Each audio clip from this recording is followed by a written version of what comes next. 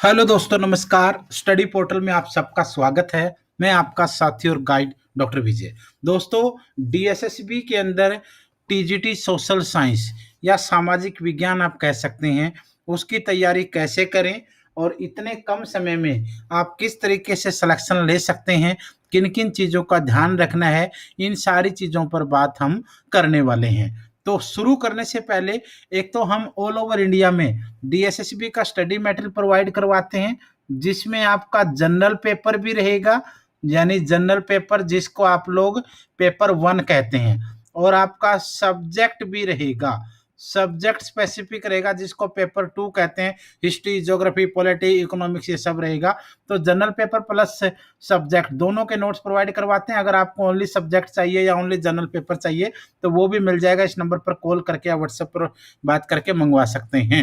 आइए शुरू करते हैं। सबसे पहली दोस्तों जो चीज है, डीएसएसबी के अंदर जो टीजीटी एसएसटी की पोस्ट है, उसके लिए जो सबसे महत्वपूर्ण बात उसके सिलेक्शन के लिए है वो ये है कि एक तो आपको सिलेबस को अंडरस्टैंड करना पड़ेगा, क्योंकि बहुत सारे बच्चे अब भी इस चीज को लेकर कंफ्यूज हैं कि सिलेबस को लेकर के जो अंडरस्टैंडिंग है वो आपकी क्लियर होनी चाहिए।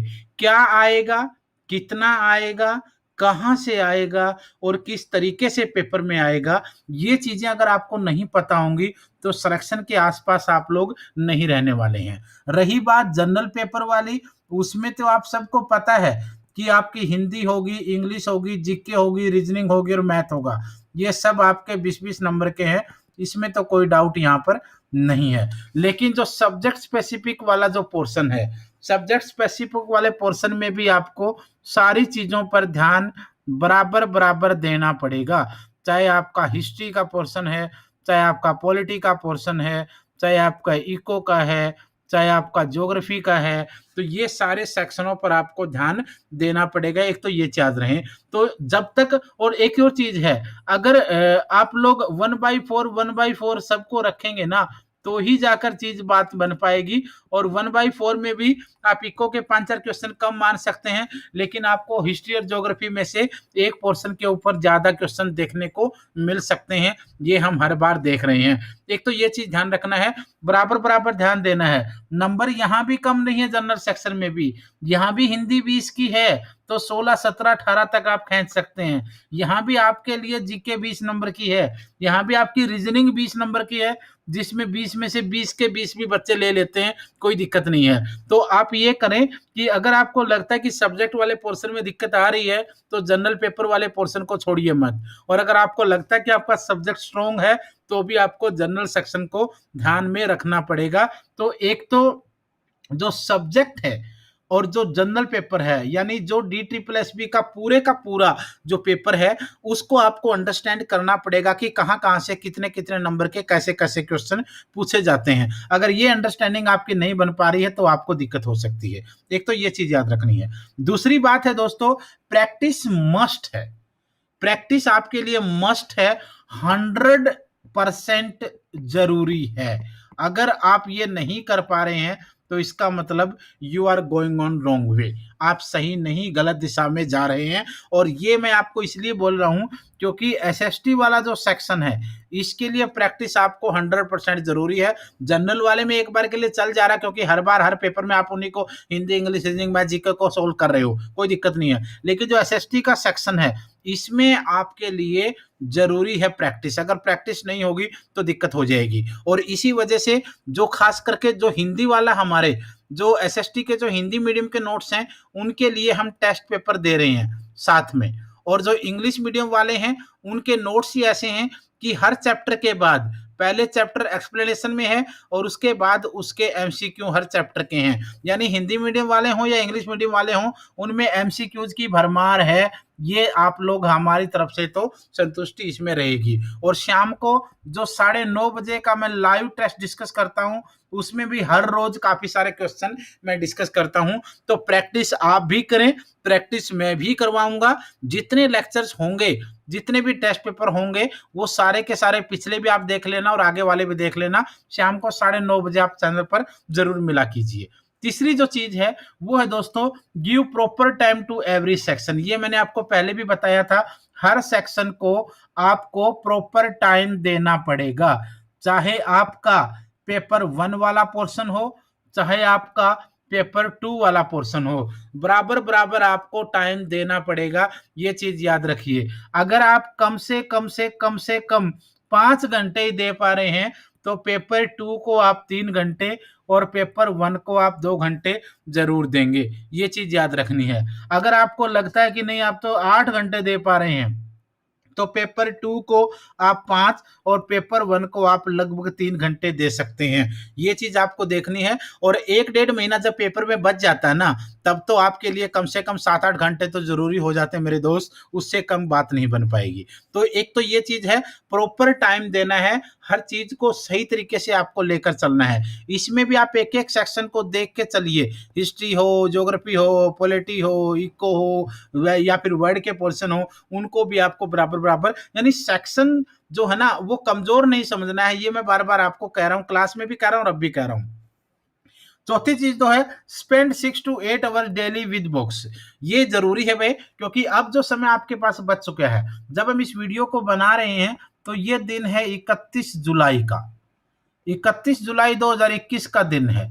और यहां से अगर हम देखेंगे तो सितंबर में एग्जाम है, मेल का फीमेल का, क्योंकि फीमेल का भी 2 दिन आगे पीछे की डेट आ जाएगी, कोई दिक्कत नहीं है। अब ये अगर देखेंगे तो इस 1 महीने से 2 महीने के गैप में अगर आपको पेपर देना है और इतना सारा सिलेबस कवर करना है तो भाई कम से कम 6 से 8 घंटे, 6 से 8 घंटे आपको डेली पढ़ना पड़ेगा। ये आपके लिए जरूरी है। पहले आप क्या करना है, पहले आपको सिलेबस कवर करना है। सबसे पहले आपको करना सिलेबस कवर और उसके बाद ध्यान देना है प्रैक्टिस के ऊपर। ये दोनों चीजें अगर आप बराबर बराबर लेकर चलेंगे तो बात बनेगी, अदरवाइज फिर आप पिछड़ सकते हैं, क्योंकि कंपटीशन जबरदस्त है। 2 2 3 3 4 4 साल के बाद वैकेंसी आती हैं, 18 में हुआ, अब 21 में हो रहा है, फिर पता नहीं कब हो। तो इसलिए कमजोर मत पड़ने दें, आपको जी जान लगा दें। हर बच्चे के लिए एक एक चांस यहाँ पर मोस्ट इंपोर्टेंट होने वाला है। तो अपनी किताबों के साथ, अपने बुक्स के साथ, अपने नोट्स के साथ जितना समय आप स्पेंड कर सकते हैं उतना कीजिए। स्टडी एक ऐसी चीज है दोस्तों, अगर ज्यादा हो भी जाएगी ना तो आपको प्रॉब्लम तो होगी नहीं, बीमार तो होंगे नहीं कि ज्यादा नॉलेज होगी हमें हो गई है, तो उससे भी कॉन्फिडेंस ही आएगा।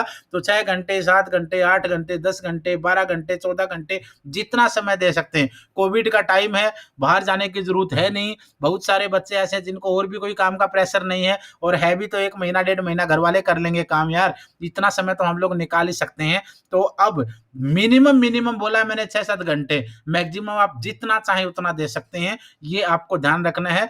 तो डेली टाइम लिमिट बना के चलिए। अगर एक दिन आप 1 घंटा कम रह गए तो अगले दिन वो 1 घंटा एक्स्ट्रा होना चाहिए। जब तक आप अपनी की गई कमिटमेंट पर खरा नहीं उतरेंगे तब तक आप पेपर में भी खरे नहीं उतर पाएंगे, वहां भी 100% नहीं दे पाएंगे।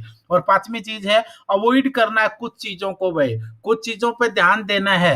ध्यान देना है आपने बुक्स पर, और अवॉइड करना है आपने इन दोनों चीजों को। ज्यादा समय नहीं, 1 से 2 महीने तक आपने इन चीजों को अवॉइड करना है। जितना अवॉइड करेंगे उतना सिलेक्शन ले पाएंगे, ये चीज याद रखना है। ये सबसे मेन चीज है, क्योंकि ये चीजें हैं आपको सिर्फ अपडेट रखने के लिए। और अपडेट क्या है, अपडेट किसके लिए, फार्म कब आएंगे ये अपडेट चाहिए, फार्म आ चुके हैं। भरने फिल कब करने हैं ये अपडेट चाहिए, फिल आप कर चुके हैं।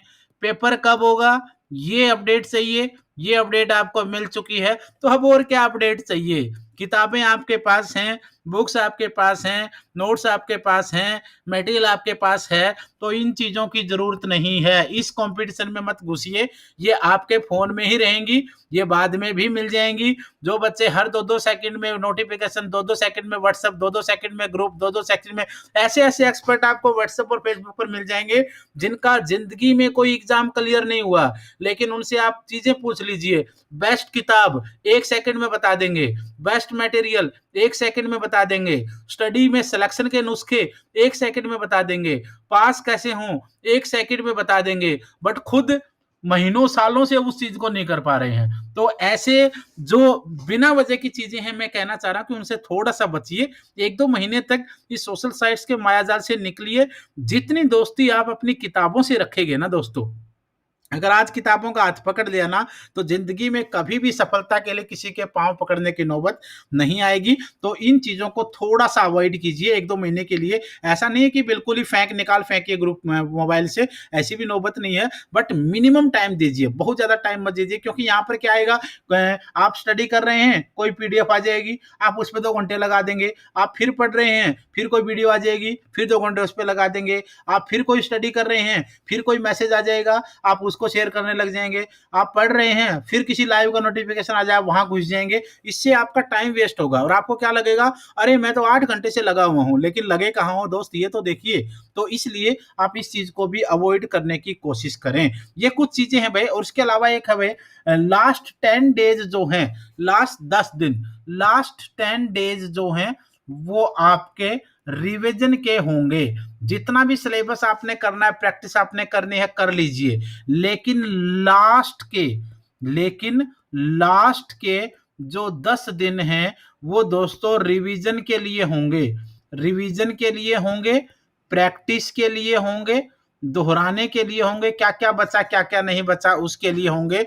तो ये चीज भी आपको याद रखनी है, ये आपको एक समझ में रखना है। जितना जैसे दिन रात एक करके आप कर लीजिए, लेकिन आखिरी के 8-10 दिन आप लोग हैं इस चीज के लिए रखिए, वहीं से आपके अंदर एक कॉन्फिडेंस आएगा और वहीं पे आप में एक शार्पनेस आएगी किसी भी एग्जाम को क्रैक करने के लिए। एक ये चीज थी। तो ये कुछ ऐसी इंपॉर्टेंट बात थी भाई, जो एग्जाम को कम से कम समय में आप उनको उसमें सिलेक्शन ले सकते हैं, और ये हम लोग हर साल देखते हैं, चाहे वो 2011-12 में देखा, फिर 14 में देखा, फिर 16 वाले समय में देखा, 18 में डीएसएसबी देखा, 18 में केवीएस देखा, और अब फिर 21 में भी आप लोग देख सकते हो, एनवीएस भी कितनी बार देख चुके हैं। हर बार यही फंडे होते हैं, जो बच्चे इन चीजों को मानकर चलते हैं वो सिलेक्शन ले जाते हैं, और जो ये मान के चलते हैं नहीं नहीं नहीं सर, हम तो अपनी मर्जी से करेंगे और एग्जाम छोड़ेंगे नहीं, वो एग्जाम को छोड़ते नहीं और हर साल एग्जाम देते रहते हैं।